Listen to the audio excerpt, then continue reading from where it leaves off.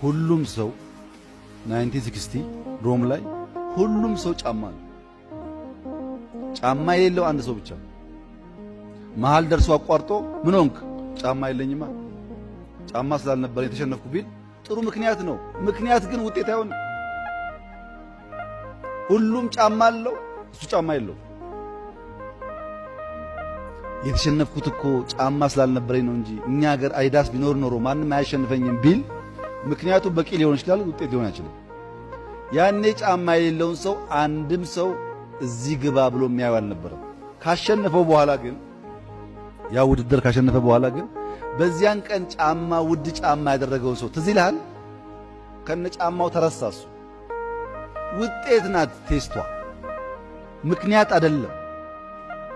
ውድ ጫማ ገዝቶ ውድ ማሊያ ገዝቶ አምሮ ቆሞ አንድ ምንም እዚህ ግባ የማይባል ሰው ካሸነፈ በኋላ ከነ ጫማው እሱ ይረሳል። ጫማ የለው ሰው በማሸነፉ ምክንያት የዚያ ጌም ኤፒሴንተር ይሆናል። በምክንያት ለመቆም ከፈለክ ከአበበ ቢቂላ በላይ ምርጥ ምክንያት የነበረው ሰው አልነበረም። ግን ብቻውን ታወሰ፣ ባለጫሞች ተረሱ። ብቻህን የሚታወስ ነገር በምክንያት ልታመጣ አትችልም፣ በውጤት ነው የምታመጣው። ውጤት ሲኖር ብቻ ነው ሰስቴን የምታደርገው ያን ነገር።